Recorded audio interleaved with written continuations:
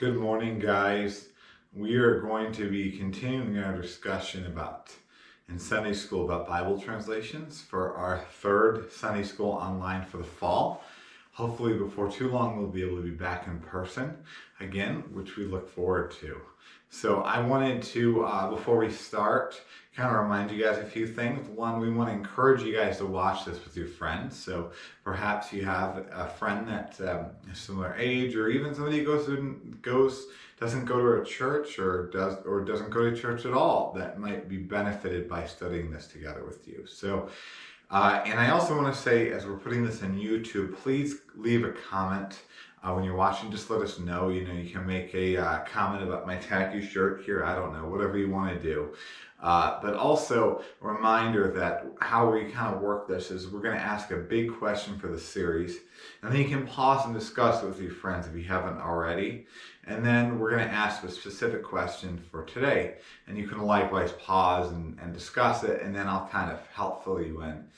This series has been on Bible translations, this short part, and pretty soon we're going to be having something from Miss Nicole that will be really helpful as well. And with this, we've asked a series of questions heading up to today, which is kind of, in a lot of ways, our capstone course on Bible translations. The question we've asked every single week is, what Bible translation should I use? You can pause here.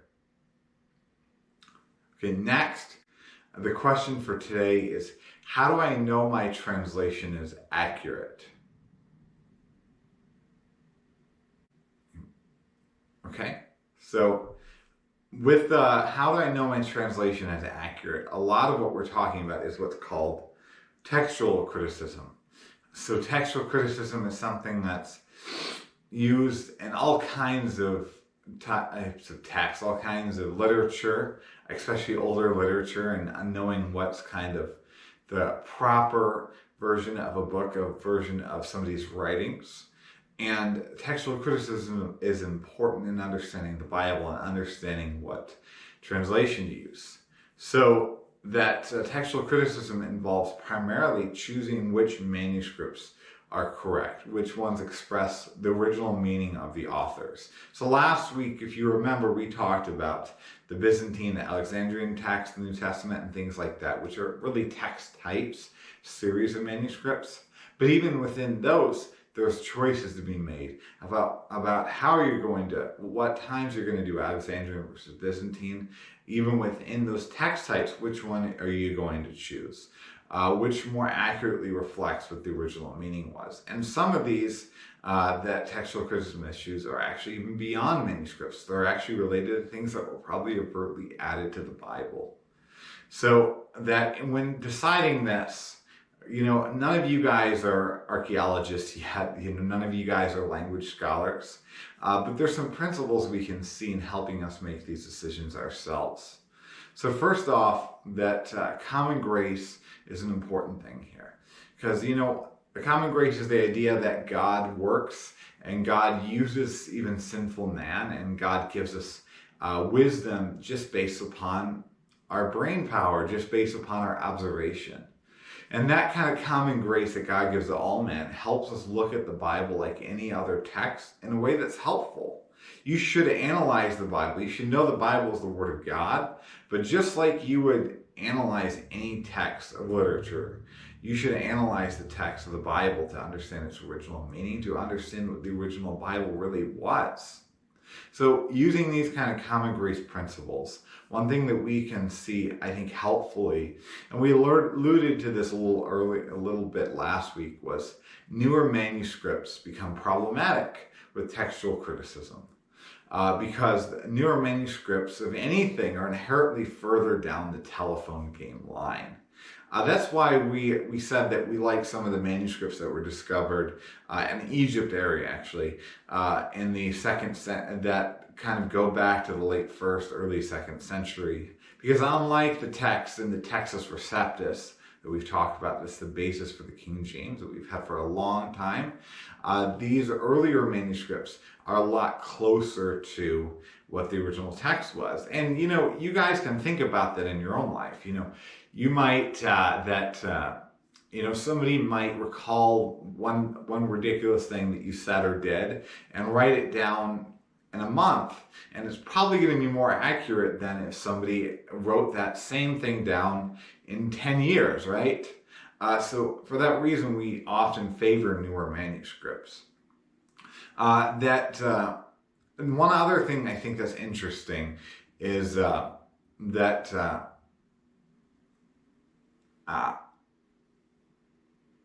other thing that's interesting is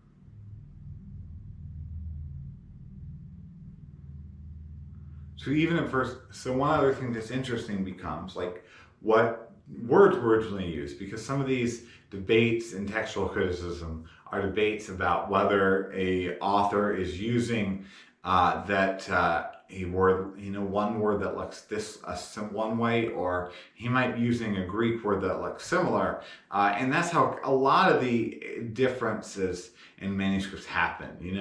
That I might write a sentence, look at that fire, and somebody would copy it potentially and accidentally write, look at that fine. I don't know, like a fine that a policeman gives me, I guess. And so a lot of these times, that's what we're trying to do with textual criticism, is find out, did he mean fire or did he mean fine? And one of the ways we do this actually is we want to look at the author's vocabulary for similar looking words in these cases, so I might actually rarely use the word fine in that capacity. So you might look at all the things I've ever read or said, and you would guess that I use fire. And that happens a lot of times. So 1 Corinthians 13:3 that talks about love. And in this passage, there's some debate about whether or not it's giving up to burn or if it's something else there. And it's helpful to look at what Paul uses for his normal language in the New Testament. And that can help us guess pretty well what the original word that Paul was trying to get at, because it's unlikely that Paul's using a word he's less common to use when sometimes there's a debate between two different words. Another thing that becomes an interesting thing for textual criticism is copyists likely were less comfortable with ambiguity. And that's extremely important when you think about some texts that are very, very clear versus some that are less so. So this example is pretty extreme, because we're going to talk about this one more later. 1 John 5:7-8, the way that King James translated that is really not even based upon any manuscript, early manuscript whatsoever. But this is an example that in the 1 John 5:7-8, if you believe in the King James only, you believe that there's a text in the Bible that emphatically teaches the Trinity exists. Like, I think there's a lot in the Bible that does show us the Trinity exists, but there's not one Trinity Bible verse, or two verses in this case. But what happened, this verse I think implies it originally, but when copyists want to copy a text, sometimes they want to kind of clear things up and leave things less ambiguous.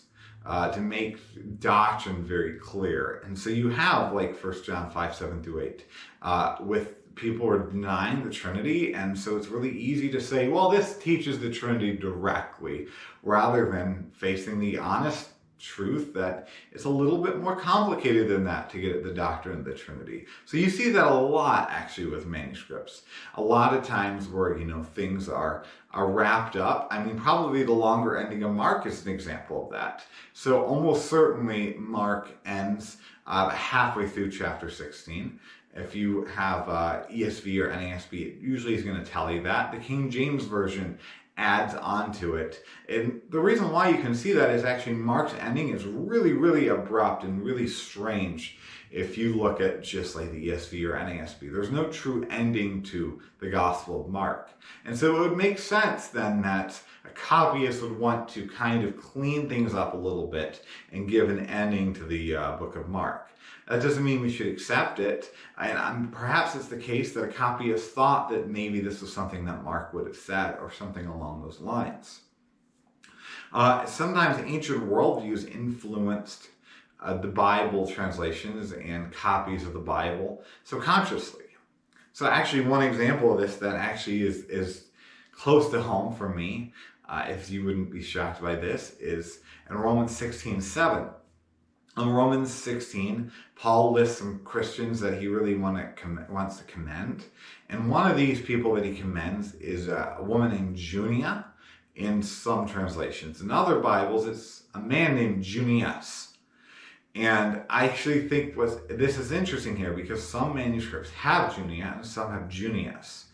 And textual criticism says people tend to like to make things related to the worldview that they already have. And so for Paul to have said to a woman that she's outstanding among the apostles, probably that she's a great missionary, would have been pretty radical for the ancient world, for the first century. And so it would make sense that a copyist would think, well, no, Paul wasn't really talking to a great woman missionary. I mean, this person had to be a man. And so they put that Junius there. And in fact, actually, so the majority of manuscripts have Junius there, the masculine version. But actually, when you think through that textual criticism, it would make a lot less sense that people changed the Junia, the feminine, than that they changed it to Junius, simply because their culture is going to lean them towards Junius. And the reality is good translations do this work for you. You don't have to be worried about like whether or not I'm going to get it exactly right on your textual criticism. But try to make sure that you find a good translation for this reason that's going to navigate this. It's not just going to pick things that support the worldview of the translations. As the reality is some translations are even made by a denomination, and those translations would have a bias that they're going to want the text to say this, rather than always being unbiased in that way. But the reality is that no translations of the Bible are perfect. None of them are going to always make the right choice. We don't know. We won't know until heaven sometimes on these harder texts on whether it should be one word or not. But the reality is, again, that these are a small selection of things. I want to talk about, in light of this, the benefits of different translations and textual criticism. I want to warn you guys, don't ever do something that's fairly common. Don't pick and choose a translation when it says what you want. So sometimes preachers can do this. Sometimes, that Bible teachers in some capacities can do this. Like, when they want to drive home a point, we'll pick a translation that says one thing, and just to kind of give some emphasis. And there's benefits in some ways of this. But the problem as a Bible reader, if you decide that you like this Bible translations here because it says what you want, unless you're like a scholar of Greek and Hebrew, what you're doing is actually giving your interpretations as more important than what the Bible actually says. Realize in this, in the benefits of different translations, that no translation is inerrant. And sometimes other translations can help us understand the confusion there. So, and that goes back to the 1 John 5, 7-8.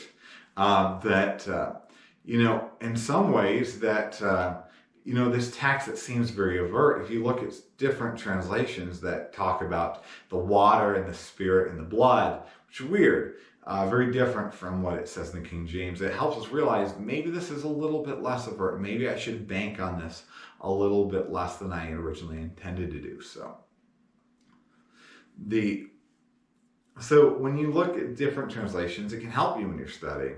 You can, if you're struggling to understand the meaning of a text, a passage in the Bible, when you're doing your Bible reading, it can be really helpful to be like, hey, I'm going to look at a different translation, and maybe this is written in a way that I can understand for me. that's good, that's helpful, that's wise, even though realizing that there's a reason why the original translation chose the translation that it had. We should have a wide variety of translations. We should realize that none of them are directly inspired by God, but all of these translations have benefits and have usefulness. Whether it be, you use one translation for the sake of memorizing the Bible and use another translation and go into deep study.